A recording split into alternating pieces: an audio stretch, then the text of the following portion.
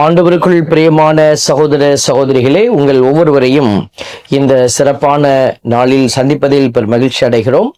பொதுக்காலம் 14வது ஞாயிறு ஆண்டவர் நமக்கு கொடுத்த மிகச் சிறப்பான ஒரு ஞாயிற்றுக்கிழமை இது. இறைவார்த்தை வல்லமையாக நமக்கு அளிக்கப்பட்டிருக்கிறது, வல்லமையோடு கொடுக்கப்பட்டிருக்கிறது. ஒரு கருத்தாழமிக்க ஒரு சிந்தனைகளை ஆண்டவர் இன்று நம்மோடு பகிர்ந்து கொள்ள விரும்புகிறார். ஆகவே இந்த அருமையான இறை செய்திக்கு உங்களை அன்புடன் நாங்கள் வரவேற்கிறோம். அநேகர் நம்ம பார்க்கிறோம், நம்முடைய கிறிஸ்தவர்களுடைய மனநிலை கடவுளுக்கு ஏதாவது செய்யணும், கடவுளோட இருக்கணும், கடவுளோட பயணிக்கணும். இதுதான் ஒரு உண்மையாக ஒரு கிறிஸ்தவத்தில் பயணிக்கிற பிள்ளைகளுடைய மனநிலை. இதுல சற்று மாற்று மனநிலையும் உருவாகி இருக்கிறது. சமீப காலங்களில் நம்ம பார்க்கிறோம், கடவுளை விட்டு, கோயிலை விட்டு அல்லது கடவுளுடைய சிந்தனையை விட்டு தள்ளி நிற்கிற ஒரு மனப்பான்மை நம்ம பார்க்கிறோம். அது பல இடத்திலே அது வெளிப்பட்டு கொண்டே இருக்கும். சில நேரத்தில் அவங்க ரொம்ப பெரிய படித்தவர்களாகவும், பெரிய பணம் படைத்தவர்கள், பெரிய எல்லாம் தெரிந்தவர்களாகவும் இருப்பார்கள். ஆனால் அவங்களுக்கு இந்த கடவுள் பற்றிய காரியத்தில் விஷயங்கள் தெரியல அப்படிங்கிறத அவங்களுடைய செயல்பாடுகள் நமக்கு காட்டி கொடுத்துரும். அவங்க எப்படி கோயிலில் செயல்படுறாங்க, எப்படி நம்முடைய வழிபாடுகளில் பங்கெடுக்கிறாங்க, அல்லது இந்த ஆன்மீக காரியத்தில் அவங்களுடைய அக்கறை, அவங்களுடைய செயல்பாடுகள் எப்படி இருக்கிறது, இதை நம்ம பார்க்கும் போதே தெரிஞ்சிடும் அவங்க இந்த கிறிஸ்தவத்தினுடைய அடையாளத்திற்குள்ள நிற்கிறாங்களா இல்லையா அப்படிங்கிறது. இன்றைக்கு இது ஒரு அடிப்படை தன்மையாக கிறிஸ்தவர்களுக்கான ஒரு அடிப்படை மனநிலையாகவே பார்க்கப்படுகிறது. ஏன்னா நம்ம ஆண்டவர் பழைய ஏற்பாட்டிலே நம்ம பார்க்கிறோம், இஸ்ரேல் மக்களை தெரிந்தெடுத்து எகிப்திலிருந்து கூட்டிட்டு வந்த அந்த நிகழ்விலேருந்து வைத்து பார்த்தோம் அப்படின்னாக்க, கடவுள் எல்லா நேரத்திலும் அவர்களோடவே பயணிக்கிறார், அவர்களோடவே இருக்கிறார். ஒரு தாய் தன் பிள்ளையை எப்படி தன்னுடைய தோளில் சுமந்து வைத்திருப்பாங்களோ, அதே போல தந்தை எப்படி தன்னுடைய பிள்ளையை மார்பிலை அணைத்து பாதுகாப்பார்களோ, அதே போல கடவுள் அந்த இனத்தை, மக்களை வழிநடத்துகிற கடவுளாகவே இருக்கிறார். அப்படிப்பட்ட கடவுள் தான் இன்னைக்கு அவங்களுக்கு மட்டும் இல்ல, நம்ம எல்லோருக்குமே அவர் அப்படியாகவே இருந்து கொண்டே இருக்கிறார் என்பதுதான் ஒரு உண்மை. அதை உணர்வது என்பது ஒரு தனிப்பட்ட மனிதனுடைய ஒரு சவால், தனிப்பட்ட மனிதருக்கு கொடுக்கப்பட்டிருக்கிற ஒரு அழைப்பு. அப்படி எப்படி வேணாலும் வைத்துக் கொள்ளலாம். இன்னைக்கு நற்செய்தியிலிருந்து இன்னைக்கு முதல் வாசகம், இரண்டாவது வாசகம், நற்செய்தி வாசகம், இந்த மூன்றையும் நம்ம பார்க்கிற பொழுது கடவுளுடைய அந்த அருமையான அடையாளங்கள் எல்லாம் வெளிப்படுகிறது. முதல் வாசகத்திலே கடவுள் உன்னை நான் மார்பில அணைத்துக் கொள்வேன், நீங்கள் அனைத்து சுமக்கப்படுவீர்கள், மடியில் வைத்து தாளாட்டப்படுவீர்கள், தாய் தன் பிள்ளையை தேற்றுவது போல நான் உங்களை தேற்றுவேன். பல அதிசயமான அற்புதமான வரிகளை எல்லாம் ஆண்டவர் கொடுத்து நம்மளை தேற்றிக்கொண்டே இருக்கிறார்.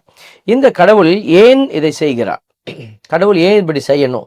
கடவுளுடைய விருப்பம் என்ன? ஏதோ ஒன்று கடவுளுக்கு நம்மிடமிருந்து தேவையாயிருக்கிறது. அதைத்தான் இன்றைக்கு நம்ம புரிந்து கொள்ள அழைக்கப்படுகிறோம். கடவுளுடைய தேவை நம்மிடத்திலே என்ன? நான் என்ன செய்ய வேண்டும் என்று கடவுள் விரும்புகிறார். இதை நம்ம ஒவ்வொரு பிறப்பும், ஒவ்வொருத்தரும் நம்ம பிறந்திருக்கிறோம். ஒரு செடி வைக்கிறோம், அந்த செடி தண்ணியிலே அது உணர்கிறது. நம்ம இங்கே காய்த்து அவங்களுக்கு பலன் கொடுக்கணும். ஒரு விலங்கு, ஒரு நாய் வளர்க்குறோம், அந்த நாய் என்ன செய்யுது? அந்த வளர்க்கிற ஓனருக்கு விசுவாசமா இருக்குது, மற்றவங்களுக்கெல்லாம் விசுவாசமா இருப்பதில்லை. யார் வந்தாலும் போய் கடிக்கும். அந்த வீட்டில் இருக்கிறவங்கள அவங்கள மட்டும் பாதுகாக்கும். இதுதான் புரிதல். இப்படி எல்லா ஜீவராசிகளும் எதற்காக தான் அந்த இடத்துல வைக்கப்பட்டிருக்கிறோம் என்பதை புரிந்து செயல்படுகிறது. நாம் இதை புரிந்து செயல்படுகிறோமா என்கிற ஒரு சிந்தனையில தான் இந்த பயணத்தை நம்ம இன்றைக்கு துவங்குகிறோம். பாருங்க, கடவுள் முதல் வாசகத்துல சொன்னப்பட்டது போல பெருமையான இதெல்லாம் சொல்லிட்டாரு. இரண்டாவது பவுலடியார் கலாத்தியருக்கு எழுதிய திருமுகத்துல நமக்கு சொல்றார், 6வது அதிகாரத்துல, நான் வேறு எதை பற்றியும் பெருமை பாராட்டவில்லை, இயேசு கிறிஸ்துவினுடைய சிலுவையை அன்றி. அந்த சிலுவையை போய் நான் பெருமை பாராட்டுறேன் அப்படிங்கிறார். அப்ப இந்த இடத்துல 2வது வாசகத்துல இந்த பவுலடியார் ஒரு அடையாளமாக நின்று கொண்டிருக்கிறார். இப்ப எப்படிப்பட்ட ஒரு செயல்பாடு கடவுளுக்கு தேவை? நம்ம நினைக்கிறது போல உலக பிரகாரமான செயல்களில் அல்ல, மாறாக இயேசுவினுடைய சிலுவையில் பங்கு கொள்ளுகிற சாட்சிய வாழ்வு. இதைத்தான் பவுலடியார் அடையாளப்படுத்துறாரு. அப்படியே நீங்கள் நற்செய்திக்குள்ள போனீங்கன்னாக்க அந்த நற்செய்தி மிக தெளிவாக நமக்கு வெளிப்படுத்துகிறது. இயேசு 72 பேரை நியமித்து அவர்களை தாம் போகவிருந்த எல்லா ஊர்களுக்கும் இடங்களுக்கும் தமக்கு முன்னே இருவராக அனுப்பினார். நல்லா பாருங்க, இயேசு 72 பேரை நியமித்து அவர்களை தாம் போக இருந்த எல்லா ஊர்களுக்கும், அவர் போக வேண்டிய ஊர்களுக்கு அவருக்கு முன்னாடி அவங்கள ரெண்டு ரெண்டு பேரை அனுப்பி அவர்களை ஏதோ ஒரு செய்ய சொல்றார். நற்செய்தி பணி, அதை தான் நம்ம அப்படி சொல்றோம். பாருங்க, இந்த 72 பேரை நியமிக்கிறத நம்ம ரொம்ப சாதாரணமா விட்டுவிடக்கூடாது. இதுல நம்ம ஒரு பெரிய ஒரு மனதை வைத்து நம்ம சிந்திக்க வேண்டும். இயேசு வந்தப்போ 12 பேரை முதல்ல அழைத்தார். அந்த 12 பேர் எண்ணிக்கையில கூடுறாங்க பாருங்க. நம்ம நிறைய நேரம் அந்த 12 பேர்னு சொல்லிக்கிட்டே இருக்கிறோம். 12 பேருங்கிறது துவக்கம் தான். ஆனால் இயேசு அந்த துவக்கத்தை தாண்டி மிக ஒரு ஒரு வல்லமையான ஒரு எண்ணிக்கைக்குள்ளே கடந்து போறார். இப்ப பாருங்க, 3 வருஷம் அவர் வெளியில வாழ்றார். 30 வருஷம் மறைந்து வாழ்ந்தார். 3 வருஷம் பணிவாழ்வு. அந்த 3 வருஷத்துல முதல் ஆண்டு 12, 2வது வருஷம் 12 பேரை தேர்ந்தெடுக்கிறார். 3வது வருஷம் ஒரு 12 மினிமம் ஒர்க் பண்ணியிருக்கிறார். இது போதும் அப்படின்னு நினைச்சிருந்தாருன்னா 3 12 36ல நின்றுக்கணும். ஆனால் 36 இன்னொரு மடங்காக அது பெருகி இருக்கிறது. 36 கூட்டல் 36 72. இந்த 72 எண்ணு கூட இதுதான் என்ன அப்படின்னா இல்லை, இதை விட ஜாஸ்தியா இருந்திருப்பாங்க. இதை விட எண்ணிக்கையில் அவர்கள் பெருகி இருந்திருக்கணும். ஏன்னா அதுல பெண்கள் இருந்திருப்பாங்க, அதுல நோயாளிகள் இருந்திருப்பாங்க, இந்த மாதிரி அடுத்த ஊர்களுக்கு போக முடியாத நிலைமையில் இருந்த உடல் சுகவீனமானவங்க இருந்திருக்கலாம். ஆனால் இவங்க எல்லாம் இதுல எண்ணிக்கையில் வராதவர்கள். இந்த 72க்குள்ள வராத மற்றவர்களும் இதுல இருந்திருக்கிறாங்க. அப்படின்னா இயேசு ஆண்டவர் அந்த பணிவாழ்வுல எவ்வளோ பேரை தன்னுடைய பணிக்கு அவர் இணைத்திருக்கிறார் என்று நம்ம பார்க்கிறோம். இப்போ எல்லோருமே அவர்கள் எல்லோருமே அந்த ஓப்பன் இன்விடேஷன் சொல்லுவாங்க இல்லைங்களா, அதாவது ஒரு எந்த விதமான ஒரு இதுவும் இல்லாம, ஒரு ரெஸ்ட்ரிக்ஷன் இல்லாம எல்லாருக்குமே அந்த அழைப்பை கடவுள் கொடுத்துக்கிட்டே தான் இருக்கிறார். இன்றைக்கும் நமக்கும் அதே அழைப்பு கொடுக்கப்பட்டிருக்கிறது. அதனாலதான் மீண்டும் மீண்டும் நம்ம ஒரு வரியை சொல்லிட்டு, நீ தெரிந்தெடுக்கப்பட்ட வழிமரபு, இதை நம்ம சொல்லிக்கொண்டே இருக்கிறோம். காரணம், இதை நம்ம உணர்ந்து செயல்பட வேண்டும். அதுக்காகத்தான் இன்னைக்கு கடவுள் இவ்வளோ பேர் இருக்கிற இடத்துல உப்பாக ஒளியாக நம்மளை வச்சிருக்கிறாரு. அப்படின்னா நம்மை வைத்து கடவுள் ஏதோ ஒரு வேலையை செய்ய ஆசைப்படுறாரு. அதனாலதான் உப்பு பார்த்தீங்கன்னா குழம்புல இப்படித்தான் போடுவோம், கொஞ்சம் தான் போடுவோம். ஒளி, ஒரு வீடு இருட்டாயிடுச்சு, நம்ம வீட்டுக்குள்ள போறோம், கரண்ட் இல்லை, உடனே மெழுகுதிரி கொளுத்துவோம். சின்னோண்டு மெழுகுதிரி, ஒரு விளக்கு கொளுத்தி வைக்கிறோம். அது சின்னதாக தான் இருக்கும், ஆனால் வீடு பூரா ஒளி கொடுக்கும். ஆனால் வீட்டையே போட்டு கொளுத்துறது இல்லை. அதே போலதான் இன்னைக்கு எவ்வளோ மக்கள் நம்மை சூழ இருந்தாலும், நீங்கள் எண்ணிக்கையில் குறைவானவர்களாக இருந்தாலும், நீங்கள் அந்த இடத்துல உப்பாக ஒளியாக இருக்கணும். அதுதான் ஆண்டவருடைய விருப்பம்.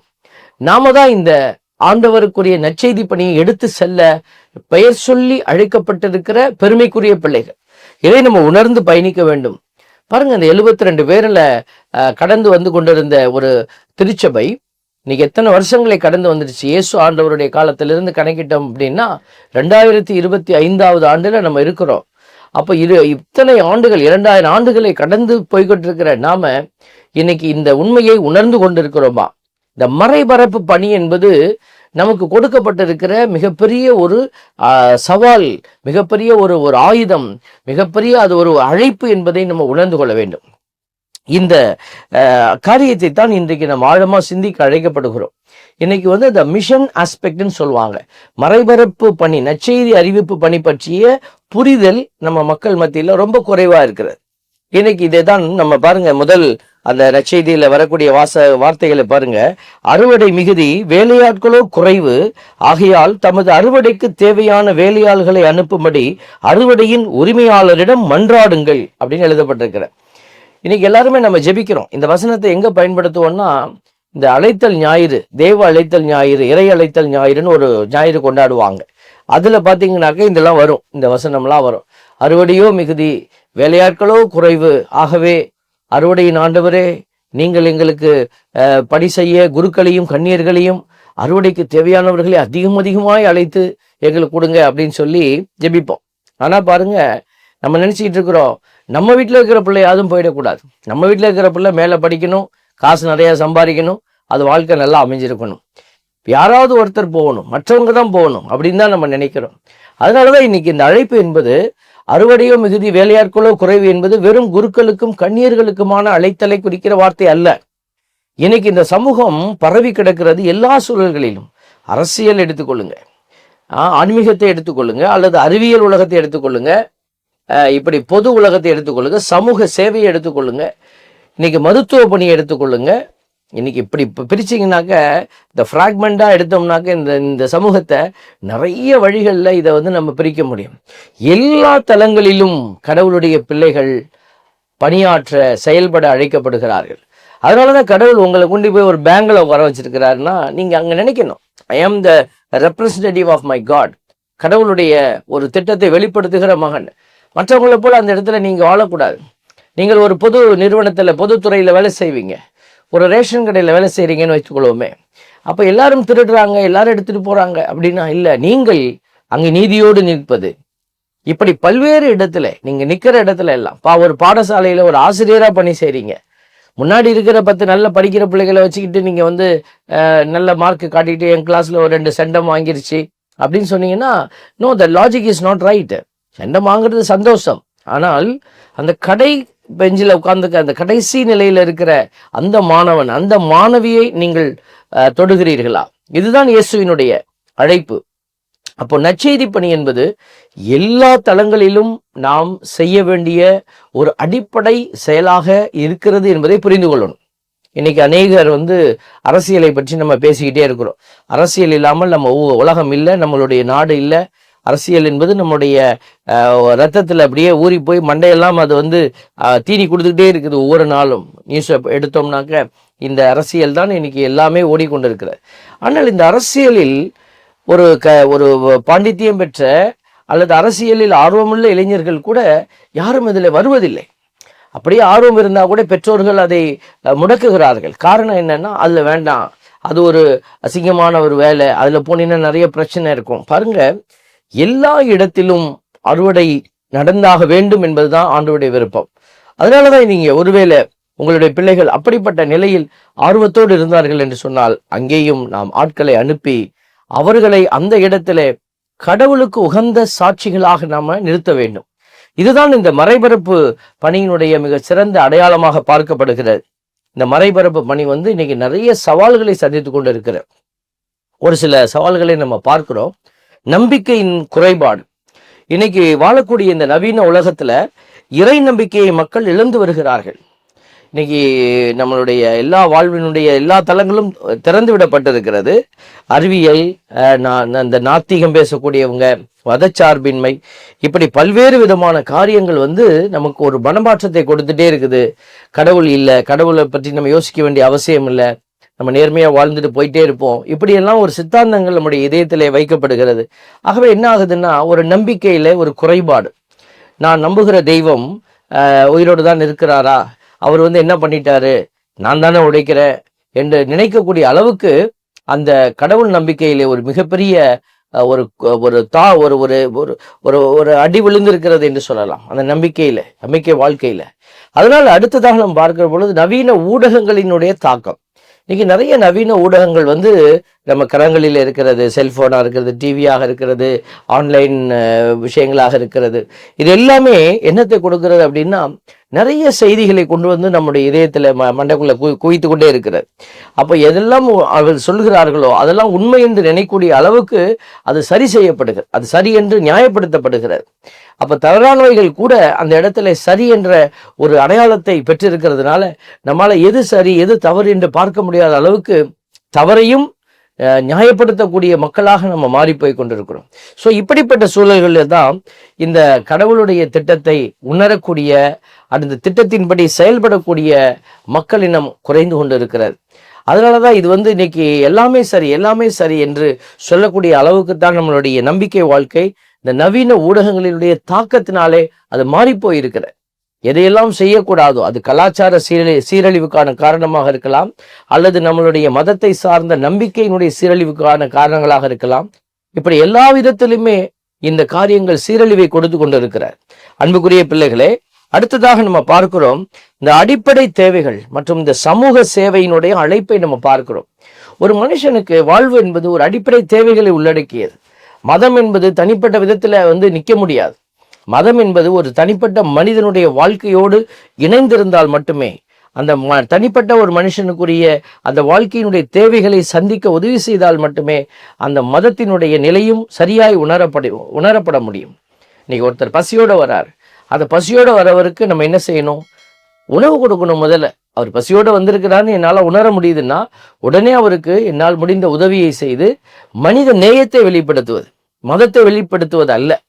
முதல்ல மனித நேயத்தை வெளிப்படுத்தி, அவர் ஒரு மனுஷன், அவர் என்னை போல துன்பத்தில் இருக்கிறார், என் உடல் இப்படி கஷ்டப்பட்டதுன்னா எப்படி இருக்கும் எனக்கு, அதே போல் அவர் தாகத்தில் இருக்கிறார், பசியில் இருக்கிறார். உடனே அவரை உட்கார வைத்து நம்ம கொடுக்க வேண்டியதெல்லாம் கொடுத்துட்டு அதற்கு பிறகு நம்மளுடைய கடவுளை பற்றி நம்ம போதிக்கலாம். இன்னைக்கு நிறைய பேர் என்ன செய்யறோம்னா, இந்த ஆண்டவரை பற்றி போதிக்கிற ஒரு மனநிலையில் இருப்பதனால இந்த மனிதர்களுடைய அடிப்படை துன்பங்களை மறந்துட்டு, அடிப்படை தேவைகளை நிவர்த்தி செய்யாமல் நம்ம என்ன செய்யறோம்? ஒரு விதமான ஒரு வறண்ட நிலையில் இந்த இறை செய்தியை எடுத்து செல்கிற ஒரு வேதனையை நம்ம பார்க்கிறோம். அதே போல பார்த்தீங்கன்னு சொன்னாக்க, இந்த தற்காலிக போதனைகள் மற்றும் கலங்கங்கள், சில பேருடைய தவறான ஒரு நடத்தைகளினாலே என்ன நடக்குதுனாக்க, அவர்களுடைய அந்த போதனைகள் கூட தவறான போதனைகளாக மக்கள் மத்தியிலே போகிறது. இது தவறான போதனை என்பது கூட தெரியாதபடிக்கு அநேகர் அவர்களுக்கு பின்னாடி நிற்கிறத நம்ம பார்க்கிறோம். அவருடைய தவறான வழிநடத்துதல்கள், அவர்களை பார்த்து பல பேர் வழி நடத்தப்படுவது, இப்படி பல்வேறு விதமான காரியங்கள். இதுல இன்னொரு முக்கியமான விஷயம் நம்ம பேசணும்னா, இளையோர்களினுடைய அந்த விலகல், அதாவது இந்த நம்பிக்கை வாழ்க்கையிலிருந்து இன்னைக்கு அவங்க விலகி நிற்கிறாங்க. படிக்கணும், மேல போகணும், காசு சம்பாதிக்கணும். இன்னைக்கு இந்த ஒரு நிலையில தான் இன்னைக்கு எல்லாருமே படிச்சிடுறோம். இன்னைக்கு எல்லா பிள்ளைகளுமே நன்கு படிக்கிறாங்க, அவங்க ஒரு டார்கெட்டை எய்ம் பண்ணி போறாங்க. அதுக்கு பிறகு பார்த்தீங்கன்னாக்க அவங்க கடவுளுடைய அந்த எண்ணத்தை விட்டு விலகி உலகத்திற்குள்ளே போய் நின்று கொண்டிருக்கிறார்கள். இதைத்தான் நம்ம நிறைய ஒரு இளையோர்களுடைய மத்தியில நம்ம பார்த்து கொண்டிருக்கிறோம். இதெல்லாம் தாண்டி ஒரு தனிமையான ஒரு உணர்வு, ஒரு அந்த அழைப்பை உணர முடியாத, அந்த தனித்துவமான அழைப்பை உணர முடியாத ஒரு வெறுமையை நம்ம இந்த நாட்களில் சந்தித்து கொண்டிருக்கிறோம்.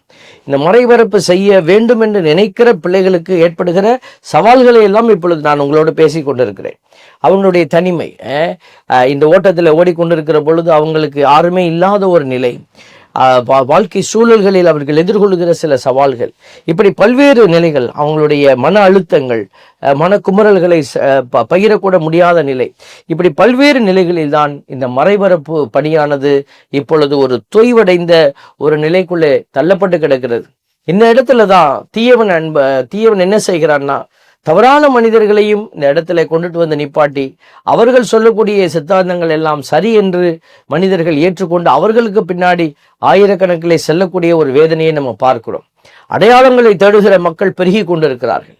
ஆன்மீகத்தினுடைய ஆழத்திற்குள்ளே பயணிக்க முடியாத பிள்ளைகள், அடையாளங்களை தேடுகிறவர்கள், உண்மையை உரைக்கிற பொழுது அதை குற்றப்படுத்துகிற பிள்ளைகளை நம்ம பார்க்கிறோம். இப்படி பல்வேறு நிலையில் இந்த மறைபரப்பு பணியானது இன்றைக்கு கேள்விக்கு உட்படுத்தப்படுகிற ஒரு சூழலில் தான் இந்த நற்செய்தி இன்றைக்கு நமக்கு கொடுக்கப்படுகிறது. 72 பேரை கடவுள் அனுப்பினார் என்று. அன்னைக்குதான் அனுப்பினாரு. தந்தை மகனை அனுப்பினார். மகன் வந்தவுடனே 12 சீடர்களை தெரிந்தெடுத்து தெரிவு செய்து அவர்களை ட்ரெயின் பண்ணி அவர்களை அனுப்பினார். அவர்கள் போய் பலருக்கு இந்த இறை செய்தியை கொடுத்த பிறகு அநேகர் அந்த கூட்டத்திலே சேர்ந்தார்கள். அந்த கூட்டத்தில் அநேகரை கடவுள் சீடர்களாக தெரிந்தெடுத்து தான் 72 பேரை அனுப்பினார். 72 பேராக இருந்தவர்கள் பின்னர் காலத்தில் நம்ம பார்க்கிற போது 3000 பேராக வளர்ந்து கிடந்தார்கள். இப்படி இந்த எண்ணிக்கை பெருகி கொண்டே இருந்தது என்று நம்ம பார்க்கிறோம். அப்படி என்று சொன்னால் இந்த அழைப்பு என்பது ஏதோ ஒரு கட்டத்திலே நிறுத்திவிடக்கூடிய அழைப்பு அல்ல. இது கண்டிப்பாக தொடர வேண்டிய ஒரு அழைப்பு. அப்படியாக நம்ம பார்க்கிற பொழுது கடவுளுடைய இந்த வார்த்தைகள் நமக்கு உறுதி அளிக்கக்கூடிய, தன்னுடைய திட்டத்தை குறித்த ஒரு பயணத்திலே உறுதி அளிக்கக்கூடியவைகளாக இருக்கிறது. ஆண்டவர் மிக தெளிவா சொல்றார், நீ போற இடத்துல எல்லாம் சரியா இருக்குன்னு நினைக்காத. அங்க ஆண்டவர் சொல்லும் போதே சொல்றார், ஓநாய்களிடையே ஆட்டுக்குட்டிகளை அனுப்புவது போல் உங்களை நான் அனுப்புகிறேன். ஓநாய்களிடையே, அந்த இடம் ஒரு இருள் சூழ்ந்த இடம், அது ஒரு எதிர்ப்பு நிறைந்த ஒரு இடம். அந்த இடத்துல தான் நீ போற. இன்னைக்கு நிறைய உதாரணத்திற்கு எடுத்துக்கொள்ள வேண்டும் என்றால், எல்லாருமே நிறைய பேர் கல்யாணம் பண்றாங்க. திருமணம் முடித்த உடனே அவங்க என்ன நினைக்கிறாங்க, அங்க போன உடனே எல்லாம் சாதகமாக இருக்கணும், அந்த சூழல் எல்லாமே மகிழ்ச்சியாகவே இருக்க வேண்டும் என்று நினைக்கிறார்கள். அப்படி நினைப்பவர்கள் எல்லாம் தோற்று போகிறார்கள். இந்த இடம் எனக்கு ஒரு சவால் நிறைந்த இடம் என்று நாம் நினைக்கிற போது, அது ஒரு பங்கு தளமாக இருக்கலாம், அது நம்ம பணி செய்யக்கூடிய இடமாக இருக்கலாம். இன்னைக்கு இப்படிப்பட்ட இடத்துல தான் நம்மளுடைய பணி தேவை அதிகமாக இருக்கிறது. இப்படிப்பட்ட மனநிலையில் உள்ளவர்கள் தேவைப்படுகிறார்கள் கடவுளுக்கு. இன்னைக்கு நிறைய பேர் பாருங்க, எல்லா இடத்திலும் சுயத்தை நாடுகிற, சுயநலத்தை பேண விரும்புகிற மக்கள் பெருகி கொண்டே இருக்கிறார்கள். இரண்டு விதமான ஒரு நிலை இருக்கிறது. உலகத்தினுடைய நிலை என்பது ஒன்று, கடவுளுடைய நிலை என்பது ஒன்று. உலகம் சொல்லுது என்ஜாய் த வேர்ல்ட், யாரை வேணாலும் கீழே தள்ளிக்கோ, every neighbour is your wolf அப்படின்னு சொல்லிதான் நமக்கு சொல்லிக் கொடுக்குது. அடுத்திருப்பவன் ஓனாய் போல, அவன் உன்னை கொல்றதுக்கு முன்னாடி நீ அவனை கொன்று, நீ அவனை கீழே தள்ளிடு, அப்போ நீ நின்றுடுவ. இன்னைக்கு அடுத்தவரை கீழே தள்ளி வாழ சொல்லிக் கொடுக்கிற உலகத்தினுடைய படிப்பினையை நாம் கண்முன் வைத்து பயணிக்கிறோமா, அல்லது கடவுள் சொல்லுகிற படிப்பினையை நம்ம கண்முன் வைத்து பயணிக்கிறோமா? கடவுள் என்ன சொல்றாரு? என் பொருட்டு எவன் தன் வாழ்வை இழக்கிறானோ அவன் தன் வாழ்வை ஆதாயமாக்கி கொள்ளுகிறான். இந்த கான்செப்டே இப்படி எதிரும் புதிருமா இருக்கு பாருங்களேன். உலகம் சொல்லுகிற கான்செப்டுக்கு ஆப்போசிட் அப்படியே. அப்போ நீங்க இந்த உலகத்துல எதை இழந்தாலும் ஆண்டவரை இழக்கக்கூடாது. நீ ஆண்டவருக்காக இழக்கிற பிள்ளையாக நீ பயணிக்கணும். இதுதான் கடவுள் அனுப்புகிற அந்த சீடர்களுடைய ஒரு அடிப்படை கோட்பாடாக அவர் கொடுத்து அனுப்புகிறார். அப்ப சொல்றாரு, ஓநாய்களுடைய ஆட்டுக்குட்டியை போல. இந்த ஓநாய் என்பது ஒரு இருள் சூழ்ந்த நிலையை வெளிப்படுத்துகிற அடையாளம். ஒரு இருள் இருக்கிற அந்த இடத்துக்குள்ள நீங்க போகும்போது நீ ஒளியா இருக்க வேண்டும். ஆண்டவர் இதற்கு தான் நம்மளை அனுப்புறாரு. அப்ப நம்மளும் போய் அந்த இடத்துல போய் நான் எதிர்பார்த்த மாதிரி இங்க இல்லை அப்படின்னு சொன்னா நீங்க உலகத்தை சார்ந்தவர்கள், கடவுளை சார்ந்தவர்கள் அல்ல என்ற பொருள்பட வேண்டிய நிலையை ஏற்படுகிறது. அதனாலதான் ஆண்டவர் சொல்றாரு பாருங்க, உங்களை நான் அனுப்புகிறேன், பணப்பையோ வேறு பையோ மிதியடிகளோ எதுவும் நீங்கள் எடுத்து செல்ல வேண்டாம். எதையும் எடுத்துட்டு போகாத, வழியில் எவருக்கும் வணக்கம் செலுத்த வேண்டாம். அப்போ இந்த உலகத்தரமான உலக கொடுக்கிற ஒரு வாழ்வு என்பது உனக்கு தேவையில்லை. அந்த இடத்துல தான் நம்ம சொல்றோம் கடவுள் அருளுகிற அருள் வாழ்வுன்னு நம்ம சொல்றோம். அருள் வாழ்வு. இந்த அருள் வாழ்வுனா என்ன நம்ம புரிந்து கொள்ள முடியாது சொல்லணும்னா, த ப்ராவிடன்ஸ்ன்னு சொல்லுவாங்க ஆங்கிலத்துல. கடவுள் அருள்வார் அப்படின்னு நம்புற ஒரு மனநிலை. இந்த மனநிலையோடு பயணிக்கிறவர்கள் உலகத்துல தங்களுடைய உடனிருப்பை ரொம்ப அழுத்தமா வைக்கணும்னு நினைக்க மாட்டாங்க. உதாரணத்துக்கு ஆபிரகாமை எடுத்துக்கொள்ளுங்க. ஆபிரகாம் லோத்தோட பிரச்சனை வந்த உடனே லோத்துக்கிட்ட சொல்றார் ஆபிரகாமுக்கு தான் ரைட் இருக்குது முடிவெடுக்க. ஆனால் அவர் என்ன சொல்றார்? யூ டேக் யுவர் டிசிஷன் அப்படிங்கிறார். லோத்தை பார்த்து நீ எங்கிட்டு போகணுமோ போ தம்பிங்கிறார். நீ சூஸ் த பெஸ்ட் எடுத்துக்கோ, உனக்கு எது நல்லா தெரியுதோ அதை எடுத்துக்கோ. அந்த இடத்துல தான் லோத் என்ன செய்யறார்? சோதோம் கொமோராவினுடைய அந்த வளமான பகுதியை பார்த்துட்டு அண்ணா நான் அங்கிட்டு போயிடுறேன் அப்படின்னு சொன்னார். ஆபிரகாம் விட்டுட்டார். போ, உனக்கு எங்க தோணுதோ போய் அங்க நல்லா இரு. பாருங்க, இதுதான் கடவுளை நம்பிய பிள்ளையினுடைய ஒரு செயல்பாடு. ஆபிரகாம் அதுக்கு ஆப்போசிட்ல போறாரு, கானான் தேசத்தை நோக்கி போறார். அங்க எல்லாம் பாலைவனம், ஒரு பெரிய ஒரு வேதனை. ஆனாலும் அவர் அந்த இடத்துல கடவுளுடைய அருள் துணையை கண்டார். சோதம் கொமோராவினுடைய வளமையை சார்ந்து ஓடின லோத் என்ன நடந்தது என்று நமக்கு தெரியும். அவர் திரும்பி ஓடி வந்தார். திரும்பி அந்த நிலைகளை எல்லாம் இழந்து போய், சொந்தங்களை இழந்து போய், மக்களை இழந்து போய், தன் குடும்பத்தோடு அவர் என்ன செய்ய வேண்டியிருந்தது? திரும்பி அந்த இடத்திற்கு ஆபிரகாம் இடத்துல ஓடி வர வேண்டியிருந்தது. அதனாலதான் பிள்ளைகளே, கடவுளை சார்ந்து வாழ்கிற பிள்ளைகள் கண்டிப்பாக பெருமைக்குரிய அடையாளமாக மாறுவார்கள். அவர்களுக்கு அது இல்லாமல் இருக்கலாம், ஒரு சூழல் அப்படி அமையாதது போல தோன்றலாம், அவர்களுக்கு எதிராக நடப்பது போல தோன்றலாம். ஆனால் அவர்கள் ஒரு நாளும் வெட்கப்பட போவதில்லை. அதனாலதான் ஆண்டவருடைய சொல்றாரு, நீ கடவுளுடைய விழுமியங்களை தாங்கி நிற்கிற போது அமைதியாயிரு, பொறுமையாயிரு. நீ ஓநாயுடைய ஆட்டுக்குட்டியாக நிற்கணும். நீ ஓநாய் மத்தியில போகும்போது நீ ஓநாயாக மாறிவிடக்கூடாது. இப்படியெல்லாம் இருந்தாதான் இந்த உலகம் நம்மளை உலகத்துல ஜெயிக்க முடியும், இந்த உலகத்துல இந்த மனிதர்களை எதிர்கொள்ள முடியும் என்று உலகம் சொல்லி கொடுக்கிற பாடம் வேற.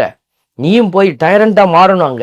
அங்க ஒரு இரும்பு கரம் கொண்டு நீ எல்லாத்தையும் அடக்கணும் அப்படின்னு சொல்லக்கூடியது உலகத்தின் பார்வை, உலகத்தினுடைய பாடம். ஆனால் ஆண்டவர் சொல்லி கொடுக்கிற பாடம், நீ எனக்காக எதை இழக்க போகிறாய்? நீ ஆட்டுக்குட்டியாய் நில்லு. சிலுவையில் அப்படித்தான் நின்னார் ஆண்டவர். என் அன்பு தேவ பிள்ளைகளே, ஆண்டவருடைய வார்த்தை மிக தெளிவாக நமக்கு விளக்கி கொண்டே இருக்கிறது. கடவுள் எல்லாத்தையும் சொல்லிட்டு கடைசியா ஒரு வார்த்தை சொல்றாரு பாருங்க, நீ உனக்கு இது நடந்துச்சு அது நடந்துச்சுன்னு பெருமை அடிக்க வேண்டாம். பேய் ஓடிச்சு, நோயிற்றவரெல்லாம் சுகமடைந்தாங்க, பெருமையா இருக்கிறது என்று சொல்லி நீ செயல்பாடுகளை கண்டு ஏமாந்து போயிடாத. அதுக்கெல்லாம் மேல ஒரு விஷயம் இருக்கிறது. அதுதான் விண்ணகத்தில் உங்கள் பெயர்கள் எழுதப்பட்டிருக்கின்றன என்பது பற்றியே மகிழுங்கள். ஆண்டவருடைய அந்த விண்ணகத்துல நம்முடைய பெயர் எழுதப்பட்டு இருக்க வேண்டும். இதுதான் ஆண்டவர் கொடுக்கிற மிகப்பெரிய ஆசீர்வாத கிருபை. இந்த பெயர் யாருடைய பெயர் எழுதப்பட்டு இருக்க வேண்டும்? எழுதப்பட்டிருக்கும் கடவுளுடைய திட்டத்தில் நிற்கிற பிள்ளைகள், கடவுளுக்காக ஓடுகிற பிள்ளைகள், கடவுளுக்காக தன்னை முழுவதுமாக கையளித்து நிற்கிற பிள்ளைகள், இயேசுவை போல. ஆகவே இந்த அன்புக்குரிய அடையாளத்தை எல்லாம் நம்ம அன்புக்குரிய இறைமக்களை புரிந்து கொள்ள வேண்டும். 2வது வாசகத்துல அந்த புரிதலுக்கு தான் பவுலடியார் என்ன சொல்றாரு பாருங்க. நான் இயேசு ஆண்டவருடைய சிலுவை, கிறிஸ்துவனுடைய சிலுவையை அன்றி வேறு எதை பற்றியும் பெருமை பாராட்ட மாட்டேன்.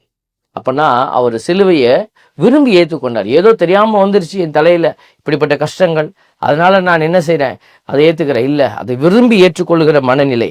அதனாலதான் அவர் சொல்றாரு, விருத்த சேதனம் செய்துகிட்டு நீ விருத்த சேதனம் செய்தவனாக வாழ்வது பெரிய விஷயம் அல்ல, விருத்த சேதனம் செய்து கொள்வதும் செய்து கொள்ளாமல் இருப்பதும் ஒன்றே, புதிய படைப்பாவதே இன்றியமையாதது. இன்னைக்கு நிறைய பேர் நம்மளும் அப்படிதான் நினைச்சு கொண்டே இருக்கிறோம். இதோ நம்ம வீடெல்லாம் வீடெல்லாம் நம்ம செட் பண்ணும்போது சாமி படம்லாம் வச்சாச்சு, நம்ம ஞாயிற்றுக்கிழமை கோயிலுக்கு போயாச்சு, நம்ம ஒரு கிறிஸ்தவர் என்கிற அடையாளத்தை எல்லாத்துக்கும் காட்டியாச்சு. இது விருத்த சேதனத்துக்கு ஒப்பான செயல். அதை கடந்து நம்ம செல்ல வேண்டிய விஷயங்கள் நிறைய உண்டு. அதுதான் ஆண்டவருக்காக பாடுகளை ஏற்கிற ஒரு மனநிலை, துன்பங்களை தாங்குகிற மனநிலை, மன்னிக்க முடியாதவரை மன்னித்து ஏற்றுக்கொள்கிற ஒரு மனநிலை, குடும்பத்திலே இணைந்து செல்ல முடியாத நிலையிலே கூட அந்த நிலையை நாம் ஏற்றுக்கொள்கிற போது அந்த இடத்திலெல்லாம் கடவுளுடைய வல்லமையான வார்த்தைக்கு நீங்கள் அடையாளம் கொடுக்கிறீர்கள், உரு கொடுக்கிறீர்கள், அதற்கு உயிரளிக்கிறீர்கள். அந்த உயிரளிக்கிற ஆற்றலை நீங்கள் கொண்டிருக்கிற போது கண்டிப்பாக இறைவன் உங்களை வெறுமையாய் விட்டுவிடுவதில்லை. அதனாலதான் ஆண்டவர் முதல் வாசகத்துல நீ இப்படியெல்லாம் பாதுகாக்கப்படுவாய், நீ தாய் தன் பிள்ளையை தேற்றுவது போல நான் உன்னை தேற்றுவேன், நீர் மடியில் கிடத்தப்பட்ட நீர் பாலூட்ட பெறுவீர்கள் என்கிற அந்த வார்த்தைகள் எல்லாம் நாம் பார்க்கிற பொழுது கடவுள் இப்படிப்பட்ட பிள்ளைகளுக்கு கொடுக்க போகிற மிகப்பெரிய ஆசீர்வாதத்தை அவர் நமக்கு முன்பாக வைத்திருக்கிறார். என் அன்பு தேவ பிள்ளைகளே, இந்த அருமையான நாளில் நீங்களும் ஏதாவது ஒரு விதத்திலே ஆண்டவருடைய மறைபரப்பு பணியில் பங்கெடுக்க வேண்டும் என்பதை முதலில் உணர்ந்து கொள்ளுங்கள். எனக்கு இதுக்கு சம்பந்தம் இல்லை, இதெல்லாம் ஃபாதர் பாப்பாரு இல்லை, கடவுள் உங்களுக்கு ஒரு திட்டத்தை அந்த இடத்துல வைத்திருக்கிறார். அது உங்கள் வீட்டுக்குள்ளேயே முதலில் ஆரம்பிக்க வேண்டும். அதற்கு பிறகு உங்களுடைய அண்டை அயலார் அவர்களிடத்தில் இது பயணிக்க வேண்டும். இன்னைக்கு நிறைய வாலிபர்கள் இந்த ஆண்டவருடைய பணியிலே இறங்கி செயல்பட ஆரம்பித்து விட்டார்கள். நிறைய இடத்துல பொதுநிலையினர் செயல்பட ஆரம்பிச்சுட்டாங்க. அவங்க என்னை கூப்பிடுவாங்க, நீங்க வாங்க வந்து பேசுங்க, நான் ஃபாதர்கிட்ட போய் பேசுறேன். சில இடங்களில் அதற்குரிய செலவுகளை எல்லாம் அவர்களே தாங்கிக் கொள்வார்கள். அதுதான் அதுல இருக்கிற மிகப்பெரிய ஒரு விஷயமாய் நான் பார்ப்பேன். அவங்க வெறுமனை கூப்பிடுறது மட்டும் இல்லை, அங்க ஆகக்கூடிய செலவுகள், வரக்கூடிய பிரீச்சர்ஸ்க்கு சாப்பாடு, ஏன்னா இறை செய்தி எடுத்துட்டு போகணும், இப்படியெல்லாம் மறைபரப்பு பணியை செய்யக்கூடியவர்கள் அநேகர் இருந்து கொண்டிருக்கிறார்கள். நீங்களும் அப்படித்தான் செய்ய வேண்டும் என்பது அல்ல. நீங்கள் உங்களுடைய திராணிக்கு ஏற்றவாறு, உங்களுடைய திறமைக்கு ஏற்றவாறு நீங்கள் என்ன செய்யணும், உங்கள் அருகில் இருக்கிற உங்கள் பிள்ளைகளை எல்லாம் ஆண்டவர் பக்கமாய் எடுத்து வந்து கடவுளுக்கு முன்னாடி நாம இப்படித்தான் வாழ வேண்டும் என்கிற ஒரு கட்டளையை நீங்கள் உங்களுக்கு வைத்துக்கொண்டு ஓடுகிற போது அதுவே மறைபரப்பினுடைய ஒரு அடையாளமாய் மாறுகிறது. 8 மணிக்கு உங்க வீட்டுல ஜெப சத்தம் கேட்கும் அப்படின்னு சொன்னா அது ஒரு இவாஞ்சலைசேஷன், அது ஒரு நற்செய்தி பணி. இவங்க ஒரு இப்படித்தான் வாழ்வார்கள், அவர் வாயிலிருந்து பொய்யே வராது, இப்படிப்பட்ட ஒரு அடையாளமாக நம்ம மாற வேண்டும் பிள்ளைகளே. நம்ம நம்ம இடத்துல எல்லா கெட்டதையும் வைத்து கொண்டு கோயிலையும் போய் ஒரு நல்லவனை போல நடித்து கொண்டு நம்ம வாழக்கூடிய ஒரு மனநிலையை மாற்றி அமைத்து விட்டு ஒரு புதிய இதயத்தோடும் புதிய உள்ளத்தோடும் புதிய சிந்தனையோடும் நம்ம பயணிக்க முயற்சி செய்வோம். இந்த ஞாயிற்றுக்கிழமை கடவுள் கொடுத்திருக்கிற இந்த ஒரு அழுத்தமான செய்தியை கொடுக்கிற இந்த ஒரு வார்த்தைகள் எல்லாம் நம்மையும் ஆண்டவர் பெயர் சொல்லி அழைத்திருக்கிறார். அழைக்கப்பட்டவர்கள் எல்லாம் அனுப்பப்படுகிறார்கள். இதுதான் நம்ம புரிந்து கொள்ள வேண்டிய விஷயம். எல்லாரையும் அழைச்சி கடவுள் என் பக்கத்துல உட்காந்துக்கோ, நான் உனக்கு வானத்திலிருந்து கொட்டுவேன், நல்லா சாப்பிட்டுக்கிட்டே உட்கார்ந்துரு இல்ல. கடவுள் அழைக்கிறார், அழைக்கப்பட்டவர்கள் அனுப்பப்படுகிறார்கள். அப்ப நீங்களும் அழைக்கப்பட்டிருக்கிறீர்கள் என்று உணர்ந்தால் அனுப்பப்பட்டிருக்கிறீர்கள். அப்ப எதைக்கு நம்ம கடந்து செல்கிறோம்? அப்ப இதுவரை நான் செல்லாமல் இருந்தால் நான் இனிமேல் முயற்சி செய்வேன், இனிமேல் ஆண்டவருக்காக போவேன் என்கிற மனநிலையோடு பயணிக்கத்தான் ஆண்டவர் நமக்கு இவைகளை கற்றுத்தருகிறார். இந்த உண்மையை உணர்ந்து பயணிக்க இறைவன் உங்களுக்கு உதவி செய்ய உங்களுக்காக நாங்களும் தொடர்ந்து ஜெபிக்கிறோம். இப்பொழுது ஒரு சிறிய ஜெபத்தை உங்களுக்காக ஏறெடுக்கிறோம். அன்பின் பரமபிதாவே, நன்றியோடு மை துதிக்கிறோம், மை ஸ்தோத்தரிக்கிறோம், மை ஆராதிக்கிறோம், நன்றி செலுத்துகிறோம். ஆண்டவரே, நீர் எங்களை பெயர் சொல்லி அழைத்ததோடு நின்று விடாது எங்கள் மீது நம்பிக்கை வைத்து உம்முடைய திட்டத்தை நிறைவேற்ற எங்களை அனுப்புகிறீர் என்பதை நாங்கள் உணர்கிறோம். ஆண்டவரே, இந்த அனுப்பப்படுகிற நிலையில் நான் இருக்கிறேன். கடவுளுடைய திட்டத்தை நிறைவேற்றுகிற மீட்பின் சாட்சியாக நான் அனுப்பப்படுகிறேன் என்கிற இந்த உணர்தலை எல்லா பிள்ளைகளும் பெற்று தெரிந்தெடுக்கப்பட்ட இனமாயிருக்கிற ஒவ்வொருவரும் அந்த தெரிவு செய்யப்பட்ட மனநிலையோடு பயணிக்க தேவரீர் எங்களுக்கு ஞானத்தின் ஆவியை அருள்வீராக. உம்முடைய பலத்தால் எங்களை இடைக்கட்டுவீராக. தோல்வியை அடைந்து விடாதபடி, மன தளர்ச்சி அடைந்து விடாதபடி நாங்கள் மன உறுதியோடு பயணிக்கவும், உம்முடைய நாமத்தையும் உம்முடைய திட்டத்தையும் உலகறிய செய்யவும், அதன் வழியாக எல்லா பிள்ளைகளையும் உம்முடைய விண்ணரசுக்குள் கொண்டு வந்து சேர்க்கவும் நாங்கள் மன பலத்தோடு பயணிக்க உதவி செய்வீராக. உம்முடைய பரிசுத்த கரத்திலே எங்களை ஒப்புக்கொடுத்து ஜெபிக்கிறோம். ஜெபம் கேளும் எங்கள் நல்ல பிதாவே, ஆமென். அன்புக்குரியவர்களே, மீண்டுமாய் அடுத்த ஒரு இறை சிந்தனையோடு உங்களை சந்திக்கும் வரை உங்களுக்காக தொடர்ந்து ஜெபிக்கிறோம். God bless you.